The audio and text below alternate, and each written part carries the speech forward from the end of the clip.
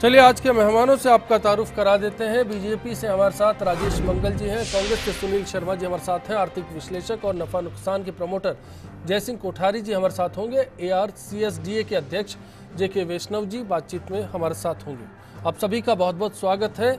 चलिए कुछ सवाल हैं और कुछ मुद्दे हैं जिनको लेकर बात करेंगे। पहले एक रिपोर्ट देख लेते हैं।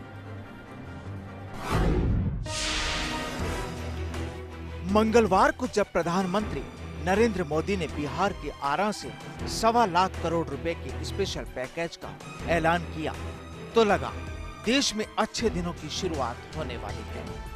मोदी ने कहा कि 50,000 करोड़ रुपए से कुछ होने वाला नहीं है, इसलिए मेगा पैकेज के साथ ही बाकी चल रही परियोजनाओं के लिए 40,000 करोड़ देने की बात नरेंद्र मोदी ने कही। जाहिर है बिहार की सरकारें राज्य को बीमारू बताते हुए अरसे से विशेष पैकेज और आर्थिक मदद की मांग केंद्र से करती आई है।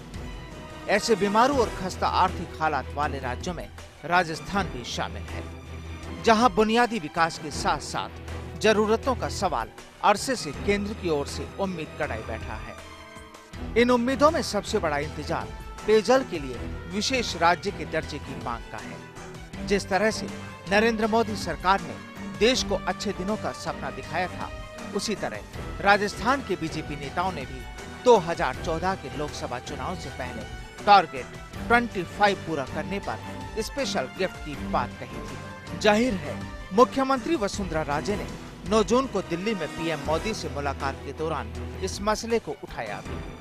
राजे ने प्रदेश के हालात का जिक्र करते हुए केंद्रीय मदद से जुड़े कई मुद्दों को प्रभावी ढंग से उठाया। प्राकृतिक आपदाओं और विपरीत भौगोलिक हालात के मद्देनजर प्रधानमंत्री के सामने राज्य को विशेष राज्य का दर्जा देने की मांग रखी। NDRF के सहायता प्रावधानों के तहत प्राकृतिक आपदा से प्रभावित किसानों के लिए 11,886 करोड़ रुपए की केंद्रीय सहायता दिलवाने का आग्रह किया, पर अब तक मिला कुछ नहीं। उस वक्त एक सवाल भाखड़ा ब्याज प्रबंधन बोर्ड में मिले राजस्थान को प्रतिनिधित्व दिलाने का था, पर आज तक इस पर बात नहीं हो सकी। खैर ये दौर है और उम्मीद बाकी है, पर गहलोत सरकार के वक्त भी ऐसा ही हुआ। कई बार मनमोहन सिंह से मुलाकात के दौरान अशोक गहलोत ने विशेष राज्य के लिए दर्जे की मांग की थी। तब से लेकर अब तक रिफाइनरी की घोषणा तो हो गई, पर ये चालू नहीं हो पाई। सवाल दिल्ली मुंबई फ्रेट कॉरिडोर जैसे प्रोजेक्ट का भी है, जिनकी देरी से राजस्थान के आर्थिक विकास पर बड़ा असर पड़ा है, पर ऐसे किसी मुद्दे पर आज तक फैसला नहीं हुआ और राजस्थान हर बार बस उम्मीद से ही देखता है। जाहिर है अति पिछड़े राज्यों की श्रेणी में रघुराम राजन की कमेटी ने भी 6 राज्यों की फहरिस्त में राजस्थान को भी शुमार किया था। उन्हीं के आंकड़ों के मुताबिक साल 2001 और 2002 से 2011 और 2012 के 10 वर्षों में बिहार की विकास दर सबसे अधिक तेज औसतन 24.4% सालाना रही। वहीं राजस्थान में विकास की दर दहाई के आंकड़े तक नहीं पहुंच पाई है। मार्च 2014 के आंकड़ों में ये दर 4.60% रही। मार्च 2014 के आंकड़ों में ये दर 4.60% रही। हैरत की बात है कि जब रघुराम राजन ने 6 राज्यों को अपनी रिपोर्ट में अति पिछड़ा बताया था, जब विपक्ष में बैठी बीजेपी ने इसके लिए तत्कालीन यूपीए सरकार से विशेष राज्य का दर्जा मांगा था। 21 फरवरी 2014 को शून्यकाल के दौरान बिहार से बीजेपी सांसद भाजपा के उदय सिंह ने राजस्थान के लिए भी आवाज उठाई थी। तो अब सत्ता में आने के बाद क्या बीजेपी को अपने ही मुद्दे याद नहीं रहे? दरअसल अगड़े और पिछड़े का फर्क करने के लिए यूं तो कई आंकड़े हैं, पर जिन मुद्दों के आधार पर सवाल खड़े होते हैं उनमें शिक्षा, उद्योग, व्यापार और विकास दर शामिल है। जाहिर है राजस्थान कृषि, पशुपालन, वन और खनिज जैसे क्षेत्रों में धनी तो है, पर आज तक राजस्थान में इन्हीं क्षेत्रों में ठीक से काम नहीं हो पाया। न आधारभूत ढांचे में बदलाव हुआ और न ही बिजली के हालात सुधरे। नई सड़कें, नहरें और भवन का निर्माण कितना हुआ सब जानते हैं। सर्विस सेक्टर से जुड़े क्षेत्रों में सुधार की कल्पना ही आज प्रदेश में की जाती है। तो फिर क्या केंद्र से मदद की उम्मीद बेमानी है? या फिर इसके लिए बीजेपी को एहसास दिलाना होगा कि पार्टी को कमजोर राजस्थान भी बना सकता है। सबसे पहले जयसिंह कोठारी साहब, आपका रुख करना चाहेंगे। तमाम मुद्दे हमारे सामने हैं और राजस्थान की उम्मीदें भी हमारे सामने। ऐसे हालात में राजस्थान की सबसे पहली उम्मीद क्या है? विकास दर में पिछड़ा राजस्थान एक तरफ, रीसर्जेंट राजस्थान की बात करते हैं, राजस्थान को फिर से खड़ा करने की बात करते हैं, और दूसरी ओर उसके लिए उम्मीद की निगाह पूरी की पूरी केंद्र सरकार पर। देखिए, उम्मीद करना कोई गलत बात नहीं है जी। जहाँ से भी पैसा मिल सकता है, मदद मिल सकती है, सभी देश करते हैं, विकास के लिए हर आदमी करता है। और ये नया जो कैपिटलिज्म का सिस्टम, इसमें यही है कि जो ग्रुप सबसे ज़्यादा सरकार को गरीब करने की पावर जिसके पास हो, वही इसमें सक्सेसफुल होता है। वसुंधरा राजे और नरेंद्र मोदी दोनों को अगर देखा जाए तो तुलनात्मक रूप से उद्योगों के विकास के दम पर राज्यों के विकास, देश के विकास की बात दोनों करते हैं। ऐसे दौर में राजस्थान की उम्मीदें जो हैं, दोनों की राह एक है, लेकिन मुश्किल क्यों है? मेरे ख्याल से राजस्थान को, हमको इंडस्ट्री का विकास की बात छोड़ देना चाहिए, क्योंकि हमारे पास में वो जो उनकी मूलभूत आवश्यकताएं हैं वो हमारे पूरे पास में नहीं है। तो हमको कोई दूसरा रास्ता पकड़ना चाहिए। जो हमारी भौगोलिक परिस्थितियां हैं और हमसे कई दूसरे स्टेट हैं जिनको हम कॉम्पीट नहीं कर सकते। तो आप केवल एक रटी रटाई चीज़ पे जाएं, सब नहीं हम तो रिसर्च राजस्थान करेंगे, दूसरा स्टेट कर रहा है इसलिए हम भी करेंगे, प्रयास करेंगे, लेकिन वो अल्टीमेटली इसमें सक्सेसफुल होता नहीं है। जब कंपटीशन की इकोनॉमी होता है तो आदमी को जहाँ ज़्यादा अच्छी सहूलियत मिलती है, जहाँ ज़्यादा इंफ्रास्ट्रक्चर अच्छा होता है, वो वहाँ जाता है। ये इसका इन्वेस्टमेंट का नियम है, इसमें कोई मतलब नहीं। हमको कोई हमारे जो क्या यूएसपी है उसको निकालते हुए काम करना चाहिए, उस पर काम करना चाहिए, उस पर राजस्थान को फोकस करना चाहिए। चलिए, एक पेयजल के मुद्दे की और बात करूंगा।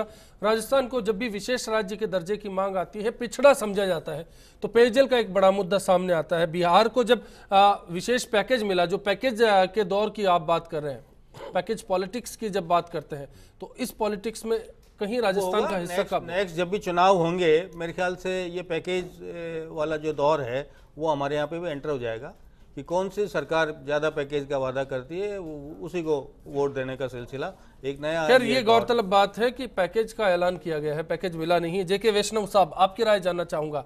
बिहार को एक तरफ 1.25 लाख करोड़ का पैकेज मिलता है, उसके साथ साथ ऐलान किया जाता है रुकी परियोजनाओं के लिए 40,000 करोड़ रुपए दिए जाएंगे, और राजस्थान का इंतजार बदस्तूर जारी है।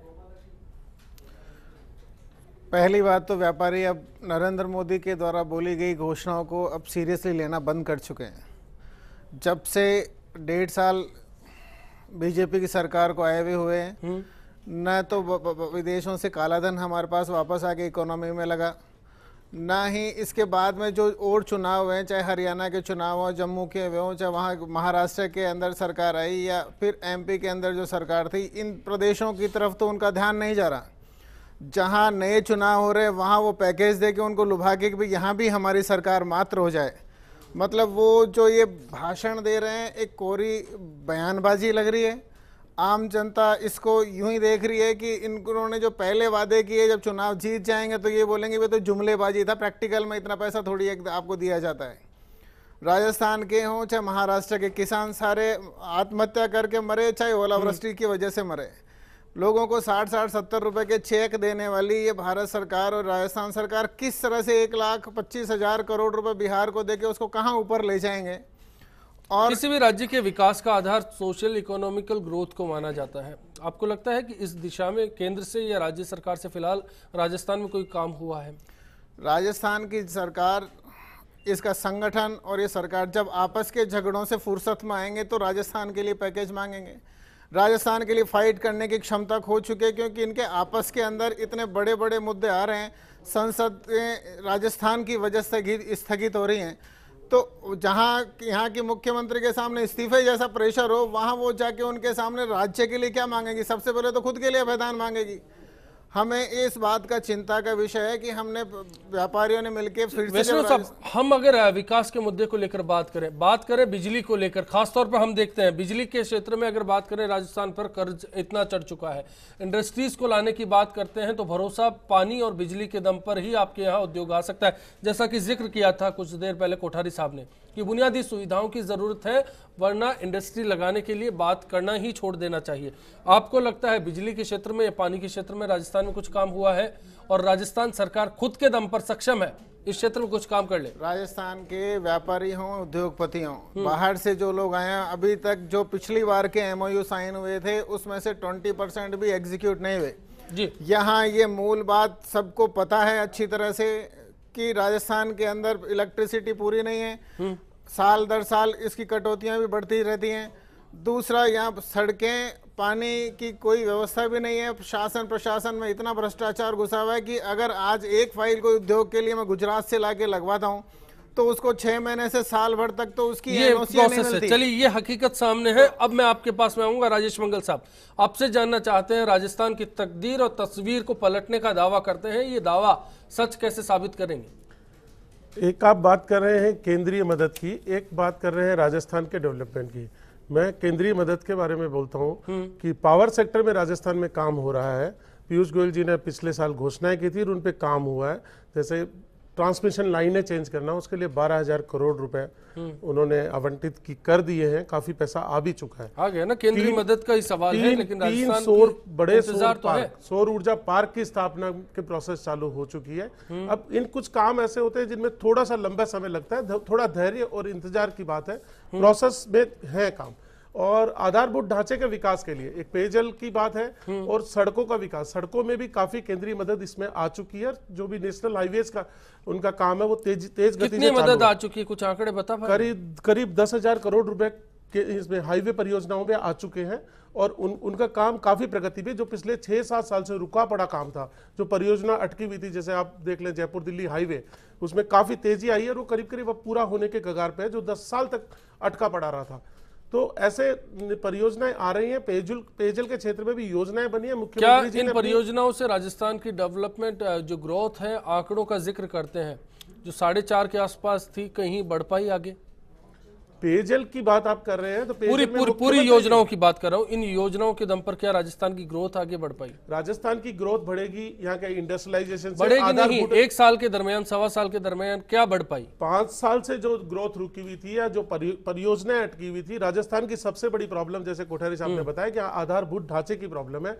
इंडस्ट्रीज आना नहीं चाहती या आ नहीं पा रही है, कि बिजली, पानी और सड़कें। सुनील जी, फिलहाल मैं इसी पे जवाब चाहूंगा, फिर ब्रेक के बाद वापस आपके पास में लौटूंगा। एक बात का जवाब, एक तरफ 24% से ऊपर की ग्रोथ वाला राज्य है, दूसरा ऐसा राज्य है जो 5% से नीचे ग्रोथ रेट रखता है। दोनों की मांगे हैं, दोनों को कहा गया है कि विशेष राज्य के दर्जे के लिए ये दोनों कैपेबिलिटी रखते हैं। अब मैं आपसे जानना चाहूंगा, इस पैकेज के ऊपर आपकी क्या राय है? देखिए, पहली बात तो ये बहुत ही शर्मनाक बात है, स्पेशली विशेषकर भारतीय लोकतंत्र के लिए तो ये एक शर्मनाक। और कल का जो पूरा उनका जो भाषण था वो अपने आप में एक सच्ची बात तो लोकतंत्र के लिए धब्बा था कि जिस राज्य में 60 दिन बाद चुनाव होने हैं, कुछ दिनों बाद चुनाव होने जा रहे हैं, वहां प्रधानमंत्री शेर के चिन्ह लगे मंच से, देखिए मैं बहुत इसको जिम्मेदारी से बात कर रहा हूं कि नेशनल एम्ब्लेम लगे मंच से जिस रंग जुमलेदारी और लच्छेदारी का भाषण दे रहे थे, वो प्रधानमंत्री का भाषण नहीं, वो सच्ची बात तो एक पार्टी के नेता का भाषण लग रहा था। उन्हें कम से कम ये तो सोचना चाहिए, जिस राज्य में इलेक्शन होने जा रहा है वहां क्या कर रहे हैं, वो ब्राइब कर रहे हैं, वो रिश्वत दे रहे हैं, वो केवल रिश्वत देने के लिए कुछ नहीं। मगर आपको अच्छी तरह बात समझ लीजिए अश्विनी जी, कि जो हश्र 15 लाख रुपए प्रति व्यक्ति को पहुंचाने का हुआ था, वो का वही ये 15,000 रुपए प्रति व्यक्ति वाला भी होने जा रहा है। जिस सरकार के पास शहीद होने के लिए तैयार सैनिकों के लिए 1 मैन 1 रैंक 1 पेंशन के लिए पैसा नहीं है, वो सरकार जाके कल वोटों के लिए वो जुमलेबाजी करी, वो लच्छेबाजी करी है। सच्ची बात तो यह कि भारतीय लोकतंत्र के ऊपर ये मंगलवार का ये भाषण जो नरेंद्र मोदी का है, ये एक धब्बा है। चलिए मैं यहां रोकना चाहूंगा आपको, ब्रेक पर जाएंगे। ब्रेक से पहले आज का